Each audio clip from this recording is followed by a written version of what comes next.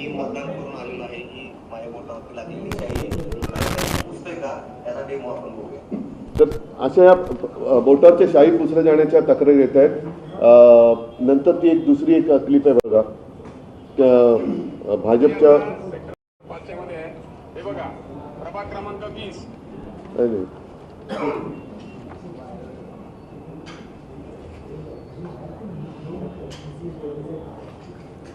या तुमच्याच माध्यमातून बातम्या येत आहेत. हे बघा हे आणि इथे कुठलीही यंत्रणा त्यांना रोखत नाहीये. हे बघा हे कॅन्डिडेट आहेत, त्यांची नावं सकट इथे कोणी ऑब्जेक्शन घेत नाहीये. सगळे उभे आहेत, इकडे बंद करायचे, त्यांनी कॅन्डिडेटची नावं लिहून बसलेले आतमध्ये. या तुमच्याच माध्यमातून आम्ही बातम्या बघतो आहोत. आणखीन एक पत्र माझ्याकडे आहे. साधारणतः मतदानाचा दिवस आणि मतमोजणीचा दिवस हे दोन वेगळे दिवस असतात.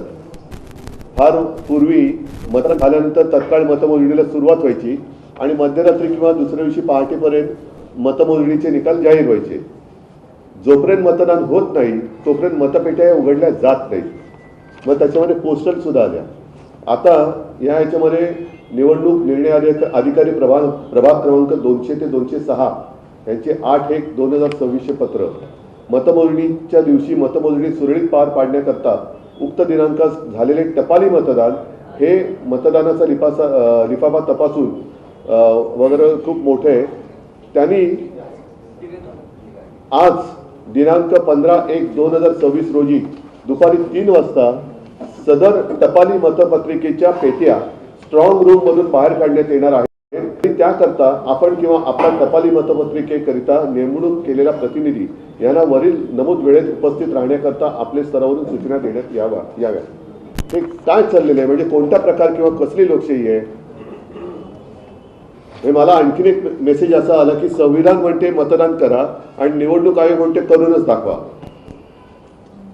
तर निवडणूक आयोग किंवा आयुक्त जे मुख्यमंत्री असं म्हणाले, जसं तुमच्या माध्यमातून कळलं मला की रडीचा डाव खेळतायत, पण मग मुख्यमंत्री त्यांची घरघडी निवडणूक आयुक्त म्हणून नेमणूक करतायत का, की निवडणूक आयुक्तांना काही कामच नाहीये?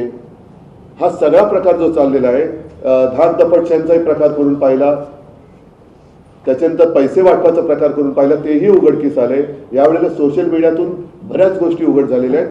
टीव्ही चॅनलमधनं सुद्धा बऱ्याच गोष्टी उघडकीस आलेल्या आहेत.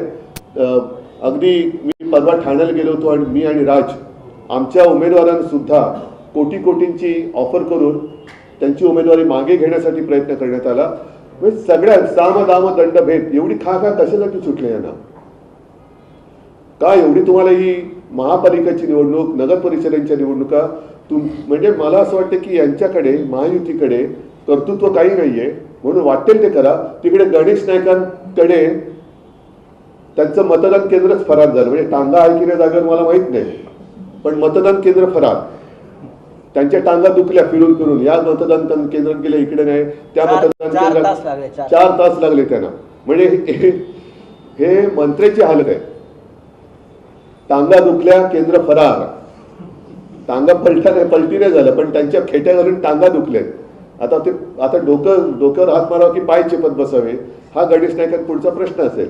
पण ह्या सगळ्या गोष्टीवरती इलाज करायचा असेल तर मला असं वाटतं निवडणूक आयुक्तांना तत्काळ निलंबित करून त्यांच्यावरती कारवाई केली पाहिजे. कारण हे बसल्या जागी फुकटचा जनतेचा पैसा खातायत.